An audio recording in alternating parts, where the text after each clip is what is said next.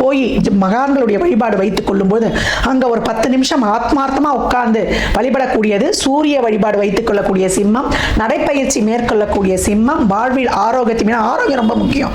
ஆரோக்கியம், இரவு நேர பயணங்கள், கமிட்மெண்ட்ஸ், உணவு பழக்க வழக்கங்கள்ல, வாழ்வியல் முறைகள்ல நம்ம ஒரு நேர்மறையான வழி ஒரு ரெகுலரா ஒரு சிறப்பா பண்ணி கொள்ளும்போது ஸ்பைசி எண்ணெய் போன்ற உணவுகள் எல்லாம் தவிர்த்து எவ்வளவுக்கு எவ்வளவு அளவா செட் ஆஃப் பவுண்டரி அப்படின்னு சொல்லிருச்சு. 7 இருக்கக்கூடிய ராகு, அதுவும் சதய நட்சத்திரத்தில் பயணிக்கக்கூடிய ராகுக்கு ஒரு பவுண்டரி செட் பண்ணவே தெரியாது.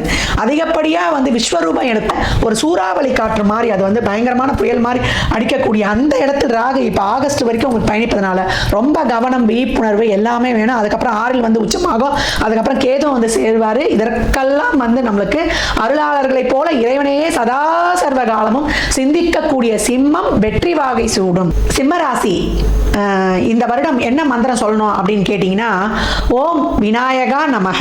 இதை கேட்ட மாத்திரத்திலேயே கமெண்ட் செய்யும் பொழுது உங்கள் வாழ்விற்கான ஒரு சிறப்பான எதிர்காலம் உத்வேகமாகும். நீங்க இந்த வருடம் வழிபட வேண்டிய அம்பாள் யாருன்னு கேட்டீங்கன்னா, வேலுக்குடி அங்காள பரமேஸ்வரி அம்பாளை செவ்வாய், வியாழன், ஞாயிறு வழிபடக்கூடியவர்கள் மிக சிறப்பான ஏற்றங்களையும் மாற்றங்களையும் காணுவீங்க. வெள்ளிக்கிழமை கூட வழிபடலாம். எப்பெல்லாம் நேரம் கிடைக்குதோ அந்த அம்மாவுடைய படத்தை டவுன்லோட் பண்ணி நீங்க தீபங்கள் ஏற்றி வரும்பொழுது மிக சிறப்பான பலன்கள் உங்கள் கைகளில் உங்கள் வாழ்க்கையில் ஏற்படும் சொல்லலாம். கை நழுவி போனதெல்லாம் தானா உங்களுக்கு சேரும். எப்பொழுதும் ஞாயிற்றுக்கிழமையோ இல்ல நீங்க பிறந்த கிழமைகள்ல ஒரு அன்னதானம் 11 ரூபாய் மேல வச்சு ஒரு வாட்டர் பாட்டில் தண்ணி, எலுமிச்சங்காய் ஊறுகாய், ஒரு இனிப்போட கொடுக்கக்கூடிய சிம்மம் வெற்றி நடை போடும். சிம்ம ராசி லக்னத்திற்கு என் நல்வாழ்த்துக்களை தெரிவித்துக் கொள்கிறேன்.